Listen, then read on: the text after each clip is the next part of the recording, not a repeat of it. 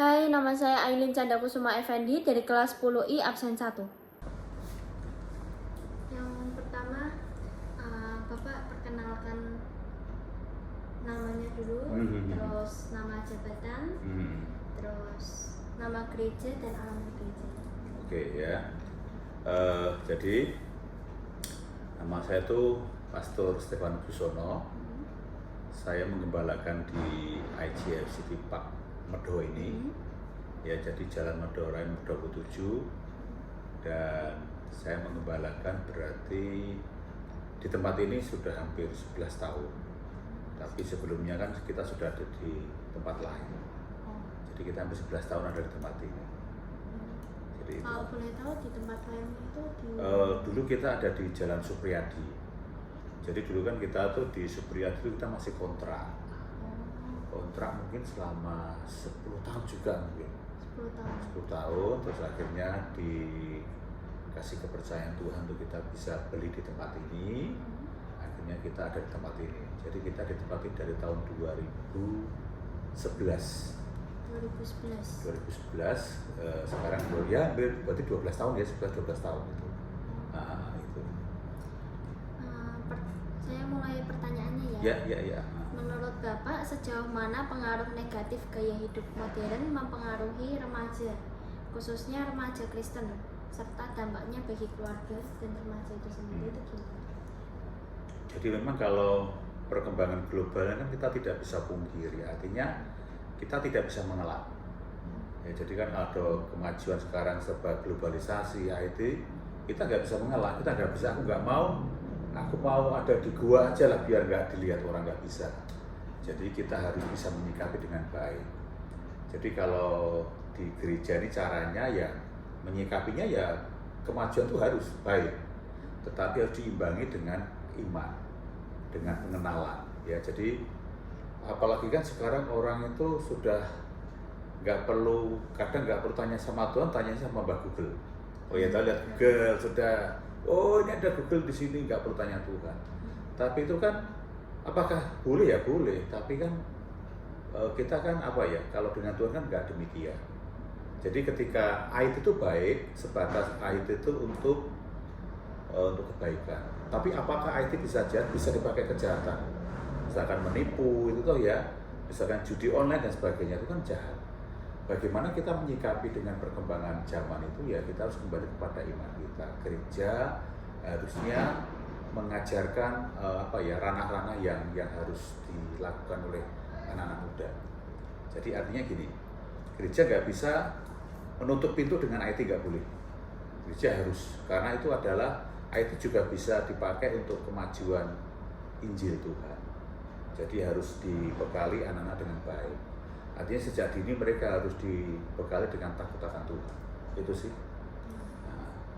Terus pertanyaan yang kedua itu, sejauh ini adakah cara-cara tertentu yang dilakukan oleh gereja dalam menanggulangi munculnya dampak negatif gaya hidup modern?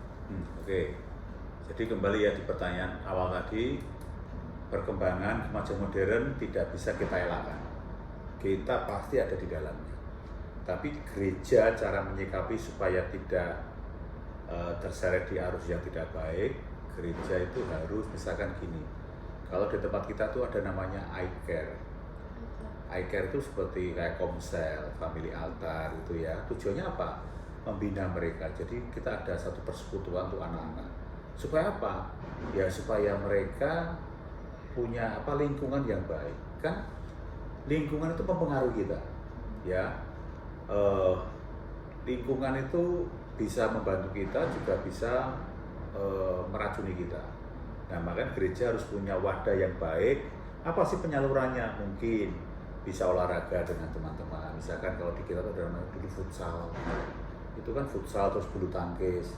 Terus kita apakah hanya olahraga? Enggak. Kita kadang juga ngopi bareng. Ya, nonton bareng, tapi dengan komunitas yang baik. Apakah tidak bergaul dengan komunitas lain? Bergaul, tapi seenggak-enggaknya dari anak-anak ini harus dibekali dulu dengan baik. Karena ketika dia ada di dunia kan dia harus jadi berkat bagi banyak orang. Jadi nggak bisa kita sudah mau di gereja rock juga nggak bisa. Aku nggak mau di luar, nggak mau di gereja juga nggak bisa, harus seimbang. Di gereja jadi berkat, di luar juga jadi berkat. Jadi lewat kegiatan yang baik sosial ya, terus kerohanian yang baik itu sih caranya, biar mereka tidak terhisap di dalamnya gitu. Pertanyaan yang terakhir itu, gaya hidup modern memang tidak bisa ditolak. Menurut Bapak, apa yang harus dilakukan oleh orang tua supaya anak-anaknya itu tidak terpengaruh secara negatif gaya hidup modern dan pergaulan bebas? Jadi kan gini, orang tua itu kan mentor. Mentor itu artinya guru. Ya, jadi ketika orang tua itu jadi mentor, jadi guru, kan anak-anak kan ini kan melihat orang tua. Jadi makanya kan kalau di kita tuh bagaimana orang tua mentor anak, ya caranya diajar, dididik, didoakan. Orang tua harus jadi panutan bagi anak. Jadi misalkan gini, ayo nggak boleh main HP misalkan, tapi orang tuanya main HP, itu kan berarti kan kontradiksi. Atau misalkan begini, ayo nggak boleh keluar malam ya, tapi orang tuanya keluar malam. Berarti bagaimana supaya anak ini baik dimulai dari keluarga. Kan kalau di gereja itu hanya berapa jam sih? Di gereja kan paling hanya 2 jam. Kalau dia ada kegiatan latihan dia 2 jam. Padahal di rumah itu lebihnya ada 16 jam lebih, ada 12 jam lebih. Nah, jadi dari rumah itu harus diajarkan. Kalau saya biasanya dulu ketika anak saya kecil gitu ya, saya biasanya ketika di kendaraan kita setel lagu rohani yang mendidik, biar dia paham. Kalau di rumah diajari, saya baca buku, akhirnya dia nyontoh. Saya berdoa, dia nyontoh. Jadi nggak usah, kamu baca buku, tapi bapaknya nggak pernah baca buku orang tua. Jadi bagaimana cara supaya anak-anak tidak terjerumus dalamnya, orang tua harus menjadi teladan. Harus nyontohin dulu. Nah, dia contoh dulu, biar anak-anaknya paham. Jadi kalau, kan anak-anak kan nggak mau, anak-anak lihat toh, wait and see itu dan lihat, apa sih yang terjadi. Nah, ketika orang tua nyontohi yang baik, saya yakin anak jadi gitu. Sekian dari Aidin Candakusuma Effendi dari kelas 10I. Terima kasih ya Pak. Terima kasih ya, Tuhan berkati ya.